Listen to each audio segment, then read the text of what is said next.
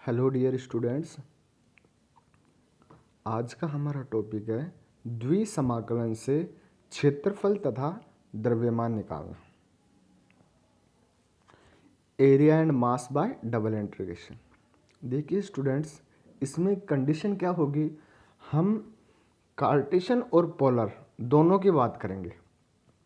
Curve की equation हमें given होगी और उनके बीच का एरिया, वो हमें कॉमन एरिया है वो पूछेगा कंप्लीट। तो देखिए कार्टेशियन की अगर हम बात करें तो सबसे पहले जैसे कि y is equal to f1x and y is equal to f2x, दो कर्व की इक्वेशन दे रखी है एंड हमारे पास कंडीशन दे रखी है कि x is equal to a and x is equal to b द्वारा घिरा हुआ क्षेत्रफल।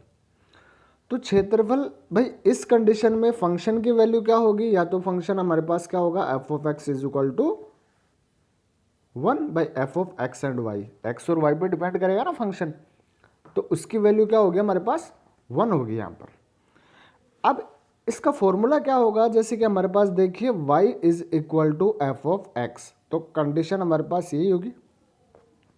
इसको हम ब्रेक करेंगे, स्ट्रिप्स हमारे पास जैसे कि हमारे पास यहाँ पर दे रखी है भाई, कहाँ से कहाँ पर जाएंगी, कर्व से दूसरे कर्व पर।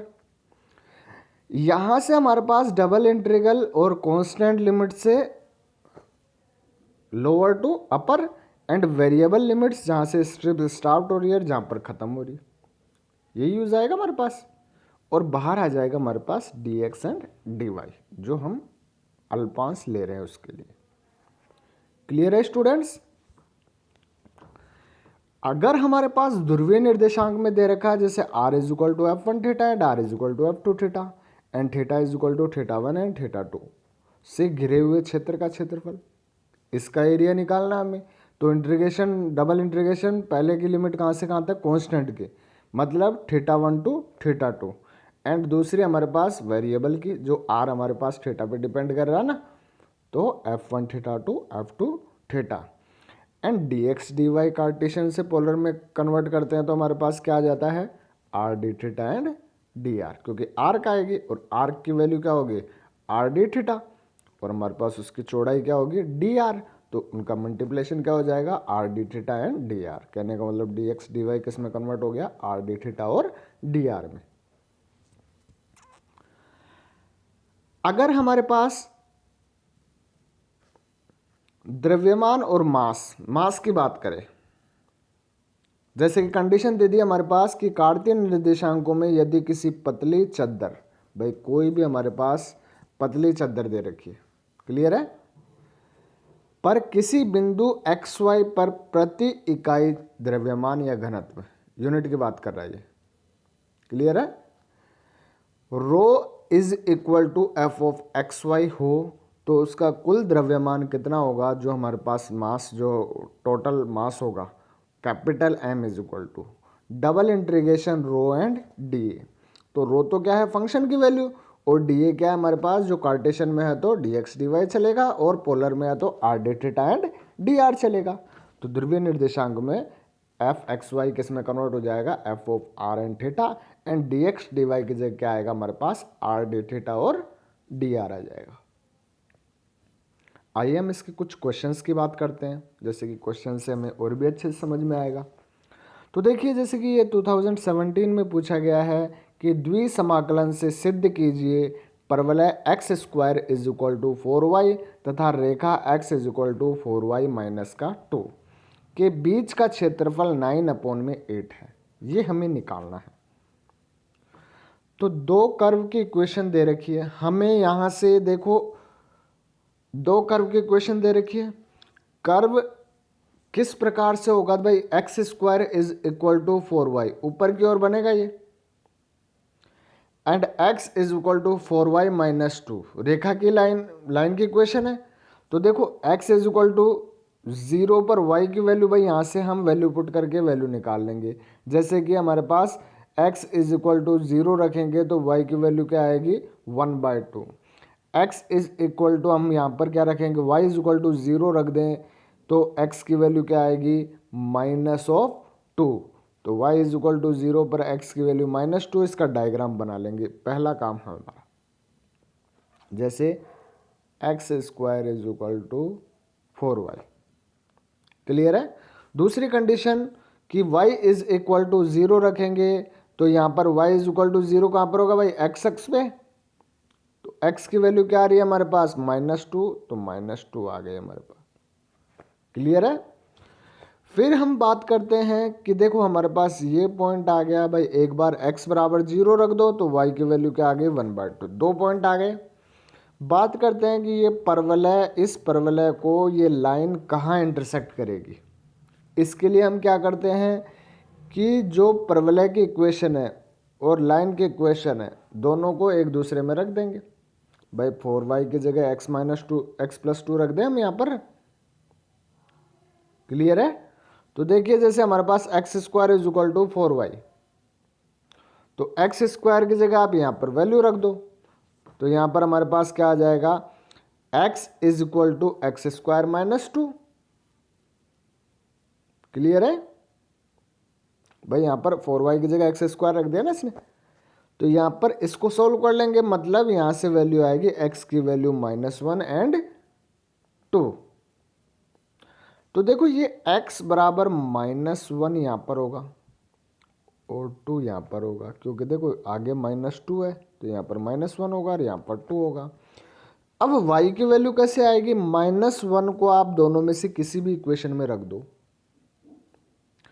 अगर x की वैल्यू अपन -1 रखेंगे तो y की वैल्यू 1/4 आएगी, मतलब देखो ये पॉइंट आ गया, इस पॉइंट पे इंटरसेक्ट करेगी।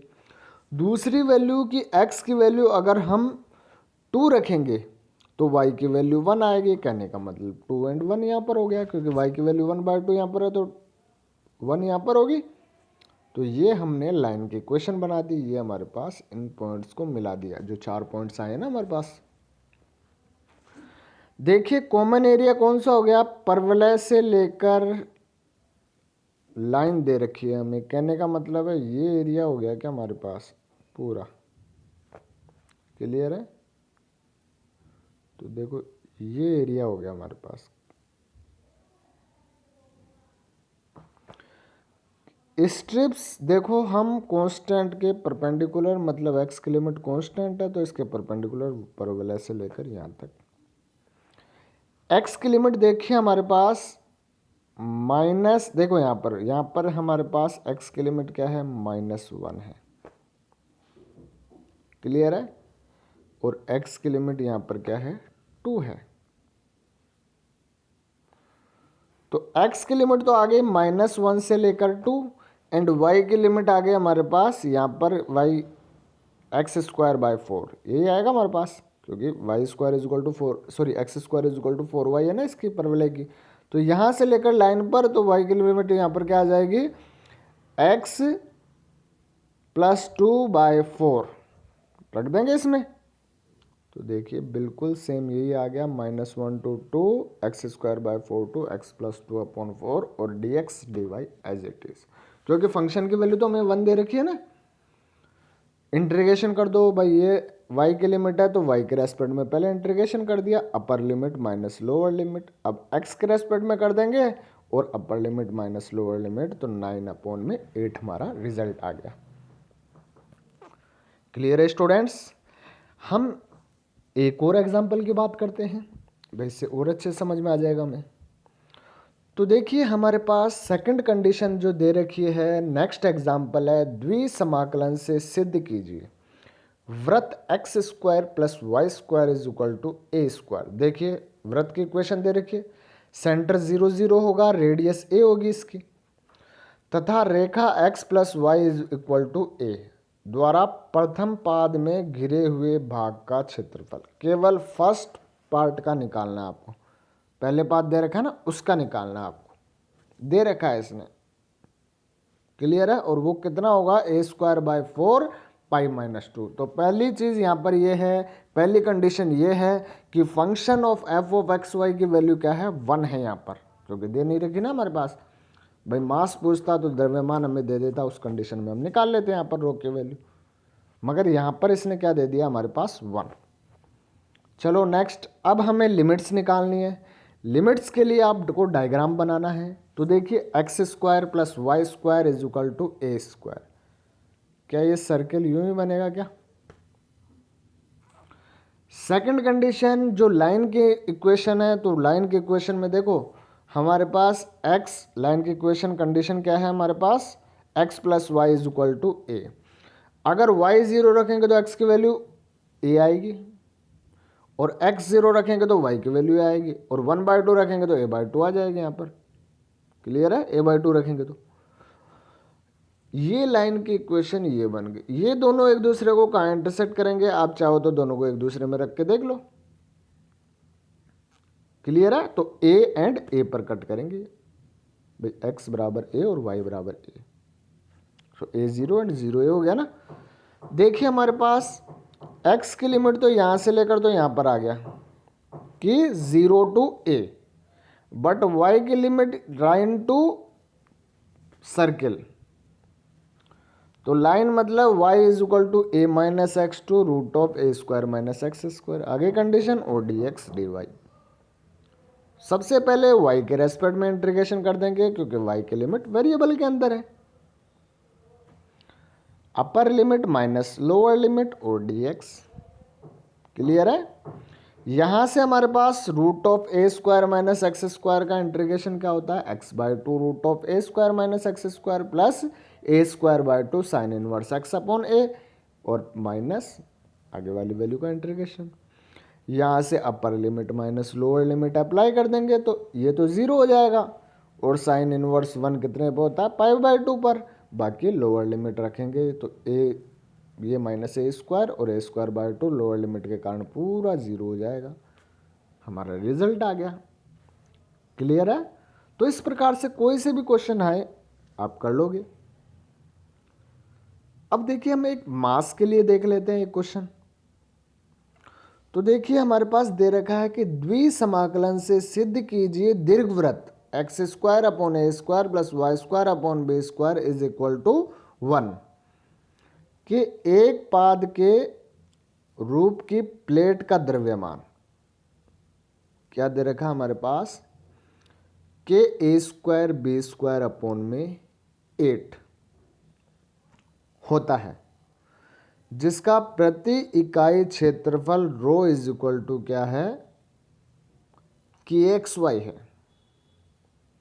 भाई प्रति इकाई क्षेत्रफल हमें क्या दे रखा है, रो इज इक्वल टू कि एक्स वाई गिवन है, मतलब फंक्शन की वैल्यू क्या दे रखी है, कि एक्स वाई। हमें निकालना है इसका द्रव्यमान, जो टोटल मास है वो होना चाहिए के स्क्वायर बी स्क्वायर अपॉन में 8।